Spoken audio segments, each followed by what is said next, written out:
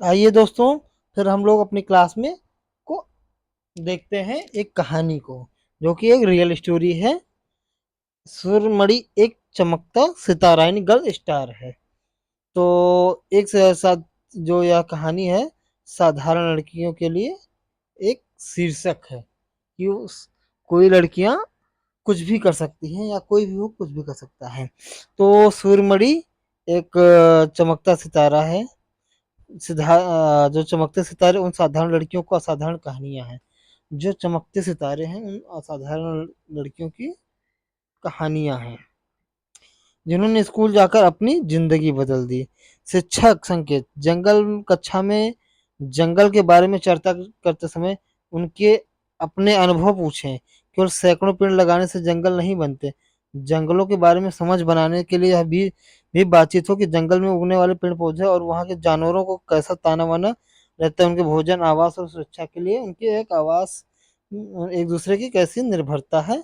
इन चीजों के बारे में शिक्षक को एक चर्चा करना चाहिए विद्यालय में। फिर देखते हैं जंगल कानून अधिकार नियम अधिनियम 2007। तो जंगल का अधिकार कानून नियम कब आया? 2007 में आया। या आदिवासी कानूनों के लिए दिया गया है। जो लोग कम से कम 25 साल से जंगल में रहते हैं तो वह जमीन का भाग उनका हो जाता है। उनका वहाँ के जंगल और वहाँ के पैदा होने वाली चीजों पर हक होता है और उन्हें जंगल से हटाया ना जाए। जंगल बचाने के लिए का काम भी उन्हीं की ग्राम सभा करते हैं। ये क्वेश्चन भी इंपॉर्टेंट है, आप लोग ध्यान दीजिएगा। फिर आइए हम लोग देखते हैं झूम की खेती। झूम की खेती झूम के पढ़ेंगे। कैसे पढ़ेंगे? झूम के पढ़ेंगे।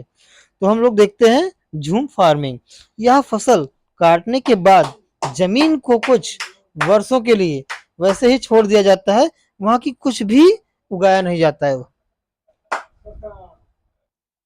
तो जो उस भूमि पर उगने वाले बांस या खरपतवार को नहीं निकाला जाता, उन्हें काट कर जला दिया जाता है और राख को भूमि की उपजाऊ बनाती है। जो झूम की खेती होती है, वहां पर एक फसल को काटने के बाद कुछ दिन जमीन को ऐसे ही छोड़ दिया जाता है और वहां पर कुछ नहीं उगाया जाता है। उस भूमि पर उगने वाले बांस या खरपतवार को भी काटा नहीं जाता है, काट कर अलग नहीं किया जाता, बल्कि काट कर उन्हें जला दिया जाता है। और वो जो राख होती है भूमि को काफी उपजाऊ बनाती है। जब जमीन की खेती के लिए तैयार हो जाती है तो उन्हें हल्का खोदा जाता है, जोता नहीं जाता है, बल्कि हल्का खुदाई किया जाता है। खरपतवार व अन्य अनुवांछित पौधों को भी उखाड़ा नहीं जाता। जो वहां पे अनुवांछित पौधे लगे होते हैं जो बिना किसी काम के, उनको भी उखाड़ा नहीं जाता, बल्कि काट दिया जाता है ताकि वो मिट्टी में मिल जाए या मिट्टी को उपजाऊ बनाने में मदद करते हैं, यानी वो खाद बन जाते हैं। यह काम कहाँ किया जाता है? मिजोरम में किया जाता है। यानी जो है आपकी झूम खेती कहाँ होती है? मिजोरम में होती है। क्वेश्चन बनता है कि झूम खेती कहाँ की जाती है, तो आप लोग क्या कहेंगे? मिजोरम में झूम की खेती होती है। ठीक है। मिजोरम की मुख्य फसल क्या है? चावल। ये भी ध्यान दीजिएगा, मिजोरम की मुख्य फसल चावल है। जब एक फसल पक जाती है तो लोग जश्न मनाते हैं और वे बांस पकड़कर चिराव नृत्य करते हैं। अब यहाँ से एक क्वेश्चन बनता है, चिराव नृत्य कहाँ के लोग करते हैं? तो आप लोग क्या करेंगे? जम्मू कश्मीर के लोग चिराव नृत्य करते हैं। और वो जो है क्या बोलते हैं, त्योहार कब मनाते हैं? जब कोई फसल पक जाती है तो उसकी खुशी में वो लोग जश्न मनाते हैं। हम अपने माता पिता से जन्म के समय कुछ गुण प्राप्त करते हैं और कुछ चीजें कौशल हमें अपने पर्यावरण से सीखते हैं। पोलियो वायरस के कारण होता है या विरासत में नहीं मिलता। जो पोलियो होता है किसी को भी, वो वायरस के कारण होता है, बल्कि विरासत में नहीं मिलता है। इन बीमारियों के बारे में जानकारी फैलाने के लिए डॉक्टर को आमंत्रित किया जा सकता है। ग्रेगर जॉन मेंडल साहब जो थे 1822 में ऑस्ट्रेलिया के एक गरीब किसान परिवार में हुआ था इनका जन्म। 7 साल तक उन्होंने ग्रेगर मॉडल मठ के बगीचे में 28,000 पौधों का प्रयोग किया। इन्होंने मटर के पौधे के कुछ भाग कुछ गुण है, मटर के पौधे के कुछ गुण है, ये देख रहे होंगे ये चीज आपने, जो जोड़े में आते हैं। किस में आते हैं? जोड़े में आते हैं। जैसे बीज या तो खुरदरे होंगे या चिकने होंगे। जो मटर का जोड़ा होता है दाना, उसके बीज या तो खुरदरे होंगे या चिकने होंगे, लेकिन होंगे तो जोड़े में ही होंगे। ठीक है। इसके फिर हम आगे देखते हैं। दशहरा वर्षा ऋतु से पहले आता है। दशहरा कब आता है दोस्तों? वर्षा ऋतु से पहले आता है। ये भी क्वेश्चन आपके लिए इंपॉर्टेंट है, ध्यान रखिएगा। गन्ने की खेती के लिए अधिक पानी की आवश्यकता होती है। गन्ने की खेती के लिए अधिक पानी की आवश्यकता होती है। पूरन पोली, गुड़ और चने। जो पूरन पोली है, क्या वो गुड़ और चने की मीठी रोटियां बनती है। इसे मसालेदार कड़ी डिश के साथ खाया जाता है। जो मसालेदार कड़ी बनती है उसके साथ खाया जाता है। जो कारवां एक बस या गाड़ी है। कारवां क्या है? एक बस या गाड़ी है। देखिए इसका चित्र बना हुआ है यहाँ पे, जिसमें सभी सुविधाओं के साथ रह सकते हैं।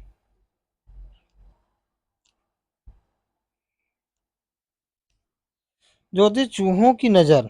आइए हम लोग देखते हैं चूहों की नजर के बारे में।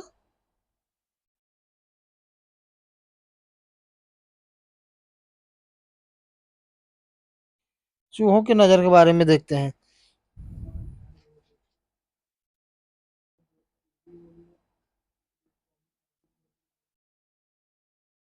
तो चूहों की नज़र जो होती है कमज़ोर होती है। इनके सूंघने की, स्पर्श करने की और स्वाद की क्षमता बहुत अच्छी होती है। जो चूहों में क्या होती है, नज़र तो कमज़ोर होती है, लेकिन इनके सूंघने की क्षमता बहुत तेज होती है, स्पर्श करने की क्षमता बहुत तेज होती है और स्वाद लेने की भी क्षमता बहुत अच्छी मानी जाती है। नागपुर में दाल में चीनी मिलाते हैं। नागपुर में दाल में चीनी मिलाते हैं, यानी मीठी दाल बोल सकते हैं उसको। अगर ऐसी बात है तो ये मेरा ओपिनियन है। बाकी आप लोगों का ओपिनियन क्या है, आप लोग कमेंट में जरूर बताइएगा।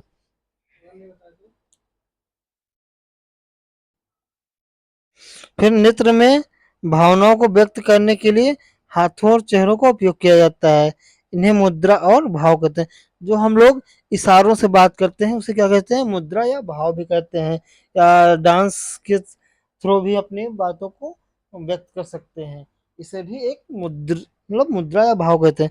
उल्लू जो होता है काफी हद तक की अपनी गर्दन को पीछे की ओर घुमा सकता है। उल्लू जो है अपनी गर्दन को काफी पीछे तक घुमा सकता है।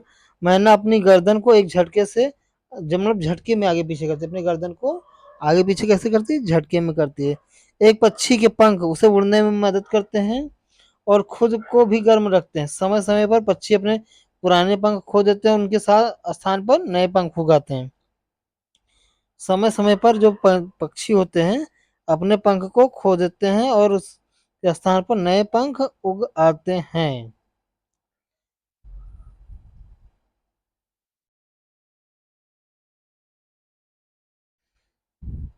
ब्रेल के बारे में पढ़ते हैं। तो ब्रेल जो है, ब्रेल एक नुकीले औजार से उभरे हुए बिंदु डॉट्स की पंक्ति बनाकर मोटे कागज पर लिखा जाता है। उभरे हुए बिंदुओं पर चलाकर ब्रेल लिपि को पढ़ा जाता है। ये चीज हो गया यहाँ पे। जैसे मान लीजिए ये बिंदु है, फिर ये है, तीन बिंदु ये उधर हो गए, फिर ऐसे ये ए, छः छः बिंदु होता है, इस पे बने होते हैं।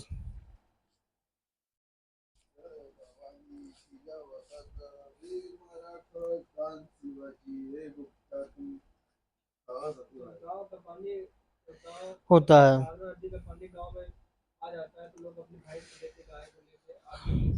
लुई ब्रेल जो है फ्रांस के निवासी थे। लुई ब्रेल कहाँ के निवासी थे? फ्रांस के निवासी थे। लुई ब्रेल फ्रांस के निवासी थे। जब वह 3 साल के थे तो अपने पिता के औजारों से खेल रहे थे। अचानक एक नुकीली औजार ने उनकी आंखों को चोट पहुंचाई। उन्हें दिखना बंद हो गया। पढ़ाई में उनकी गहरी रुचि थी।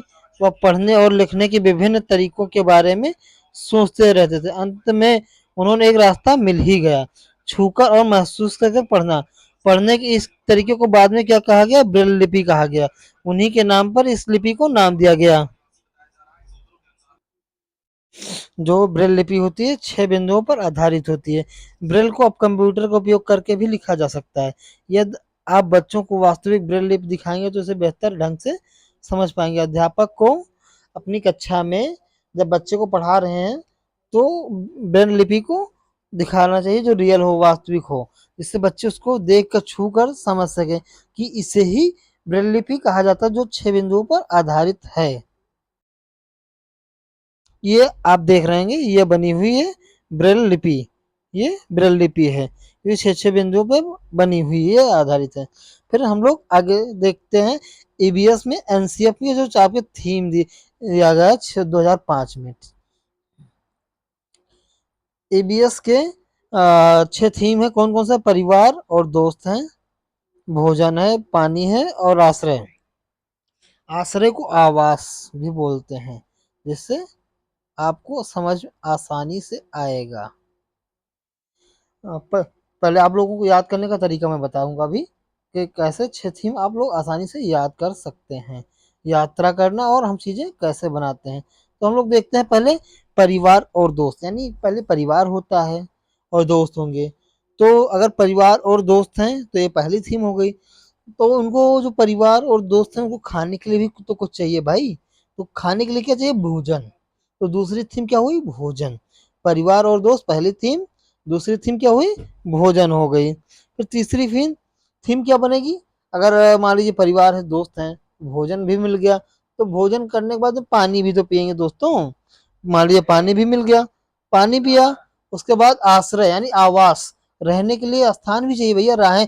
मान लीजिए परिवार और दोस्त हैं तो उनको भूख लगी तो खाने के लिए मिला, खाने के लिए उसके बाद पानी पिए, फिर रहने का भी स्थान मिल गया। उसके बाद क्या होगा? हम चीजें कैसे बनाते हैं? और यात्रा करना, जो चीजें बनाएंगे और यात्रा करके ही तो सामान लाएंगे तभी तो बनाएंगे। यानी पांचवा थीम क्या है? यात्रा करना। छठवीं क्या है?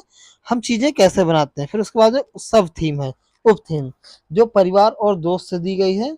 तो परिवार और दोस्त में एक जो 4 उप थीम है, कितने उप थीम है? 4। ठीक। तो पहला क्या? संबंध है, दूसरा काम और खेल है, और जानवर है, तीसरा और चौथा क्या है? पौधे। ठीक है। तो पहला आपका क्या हो गया? संबंध हो गया, दूसरा काम और खेल, तीसरा जानवर और चौथा पौधे। फिर हम आते हैं भोजन के बारे में, देखते हैं चखना, पचना, पाचक मतलब कहते हैं पाचन, पाक कला, परीक्षण तकनीकें, किसान और भूख। तो भोजन होता है, ये चखना हो गया, चख के खाते हैं, पाचन के लिए होता है, पाक कला होते हैं, परीक्षण तकनीक, किसान और भूख होते हैं। फिर पानी होता है थीम में, आश्रय हो गया, यात्रा, हम चीजें कैसे बनाते हैं, ये चीजें आपकी थीम्स हो गई। इसको याद कर लीजिएगा, कई बार थीम्स के बारे में पूछता है कि इसमें से कौन सी सब थीम है या कौन सी थीम है। दिए गए पाठ्यक्रम के बारे में अधिक जानकारी पुस्तक की, ये सब आपका आगे दूसरा हो जाएगा।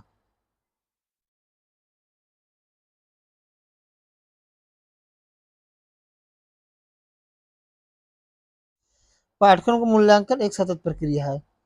पाठ्यक्रम का मूल्यांकन कैसा है दोस्तों? एक सतत प्रक्रिया है। ये क्वेश्चन भी आते होनी चाहिए, ये क्वेश्चन इंपॉर्टेंट है, आपका पेपर सॉल्व करने में हमेशा आएगा कि मूल्यांकन बच्चों का कैसा होना चाहिए? सतत। सतत मतलब लगातार, कंटिन्यू, एक के बाद एक, क्रमागत बोल सकते हैं इसको। बच्चे का मूल्यांकन तब किया जाना चाहिए जब वह देखता है या पूछता है और खींचते सोचता है। क्या करते हैं यहाँ पे? इसको सुधार लीजिएगा, सोचता हो जाएगा यहाँ पे, क्या होगा? सोचता है। ठीक।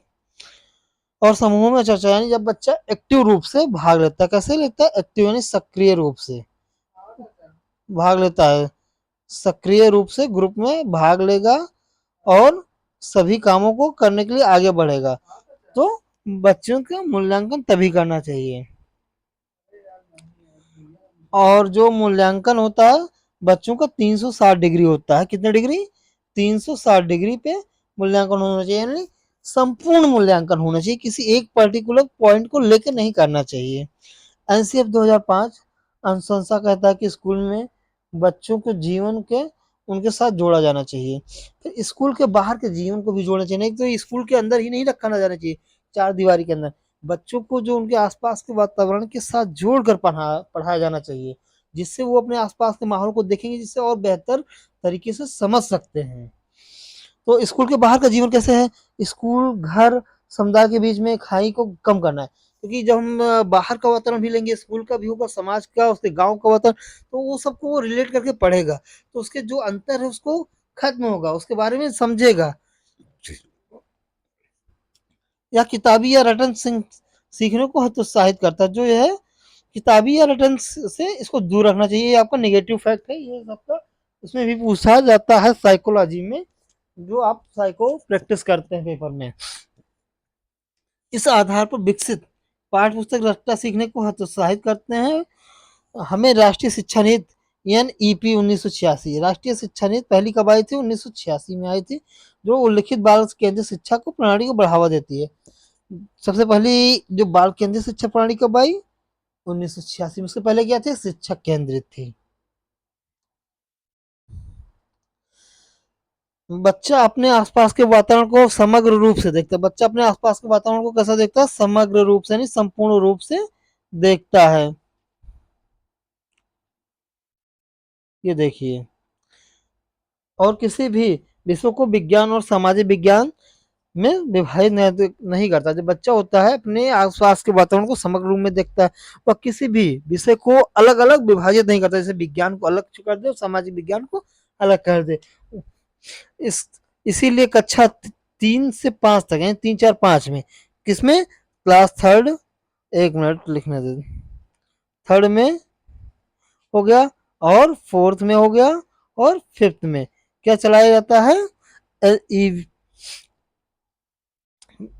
ईवीएस विज्ञान, सामाजिक विज्ञान का और पर्यावरण शिक्षा अवधारणाओं के मुद्दों को एकीकृत करता है। जो ईवीएस चलाया जाता है क्लास थर्ड, फोर्थ और फिफ्थ में, पर्यावरण जो चलाया जाता है ईवीएस, तो आपका सामाजिक विज्ञान और विज्ञान को एक ही में एकीकृत करता है, अलग अलग नहीं बांटता है, और उनके आसपास के वातावरण को रिलेट करके सिखाता है बच्चों को।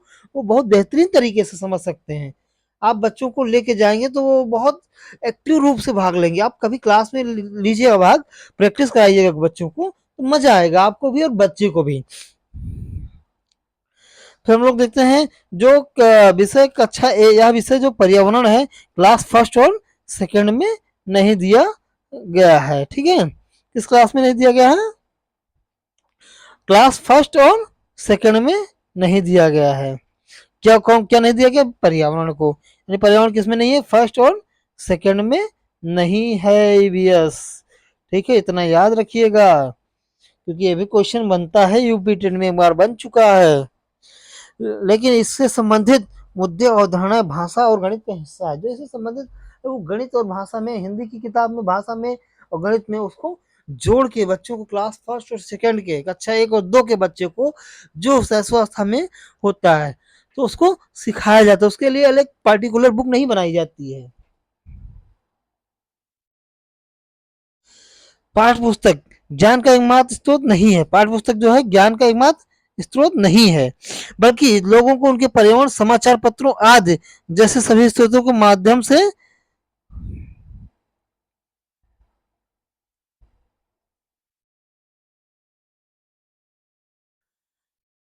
माध्यम से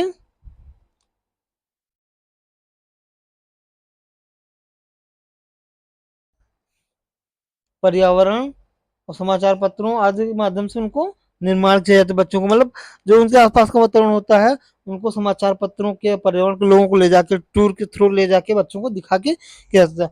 और जो है एनसीएफ और 2005 जो है उसका एक सीधा सा फंडा है, जो बच्चों के बस्ते का बोझ है उसको कम करना, जो बच्चे का बोझ को कम करना, कि किताब नहीं, बस्ता भर किताब लेके बच्चा चल ही नहीं पा रहा है तो पढ़ेगा क्या। इसीलिए बच्चों को खेल विधि से सिखाया जाना चाहिए शुरू में। जब बच्चा सीखने लगेगा उसके बाद धीरे धीरे उसको पढ़ाना चाहिए। वास्तव में शिक्षण के लिए दिन समर्पित करने के लिए दैनिक समय सारणी लचीलापन आवश्यकता है। जो कक्षा की समय सारणी यानी टाइम टेबल होता है स्कूल का, क्या होना चाहिए? लचीला होना चाहिए। ठीक है, शिक्षण और मूल्यांकन के तरीके भी वर्तमान पाठ्य पुस्तक की प्रतिभा या प्रभावशीलता को निर्धारित करेंगे। तो शिक्षण की मूल्यांकन और तरीके भी वर्तमान पाठ्य पुस्तक की प्रभावशीलता को बहुत प्रभावित करते हैं। स्कूल में उनके अनुभव को अच्छा बनाने के लिए उच्च प्राथमिक और स्थान दिया जाना चाहिए। क्या है? उच्च प्राथमिकता और स्थान दिया जाना चाहिए। और चिंतन, विस्मय, छोटे समूहों में चर्चा और अनुभव की आवश्यकता वाली गतिविधियों के अवसर दिए जाने चाहिए। ईवीएस की पाठ्य पुस्तक बाल केंद्रित है, ये भी क्वेश्चन ध्यान रखिएगा। जो ईवीएस है कैसे है? बाल केंद्रित है, ये बनता है, बहुत बार बना है, ताकि बच्चों को तलाशने के लिए काफी जगह मिले और उन्हें रटने के लिए मजबूर न किया जाए, क्योंकि जो बच्चों को रटने पर मजबूर किया जाएगा तो बाल केंद्रित नहीं रहेगा। बाल केंद्रित मतलब बच्चों को ध्यान में रख के पढ़ाया जाए कि बच्चे की कैपेसिटी क्या है, बच्चा क्या सीख सकता है, क्या नहीं सीख सकता है। स्कूल अधिकारियों की भूमिका भी होती है इसमें, बहुत अहमपूर्ण होती है। स्कूल के प्रधानाचार्य शिक्षक बच्चों को स्वयं को सीखने पर विचार करने और कल्पनाशीलता गतिविधियों प्रश्नों को आगे बढ़ाने के लिए प्रोत्साहित करने का प्रयास करेंगे। बच्चों को अपने वयस्कों द्वारा उन्हें दी गई जानकारी से जुड़कर ज्ञान उत्पन्न करना चाहिए। रचनात्मकता और पहल को विकसित करना संभव है अगर उन्हें सीखने में प्रतिभागियों के रूप में देखते हैं, ना कि एक निश्चित निकाय के रिसीवर के रूप में। जब बच्चा सीखता कब है, जब वह सक्रिय रूप से भाग लेता है, क्योंकि जब उसको अपने मन से भाग काम कर गया, एक्टिव रूप से भाग लेगा, तो वो क्या करेगा, सीखेगा। अब उसके आप बोझ डाल देंगे कि आपको बच्चा ये करना है, तो नहीं सीख पाएगा। अगर उसको समझ में ही नहीं आएगा तो कैसे सीखेगा। फिर देखते हैं, पुस्तक को परीक्षा का एकमात्र आधार नहीं मानना चाहिए। जो पुस्तक है परीक्षा का एकमात्र नहीं आधार बनाना चाहिए, बल्कि उसके जीवन के साथ जोड़कर बच्चों को सिखाना चाहिए।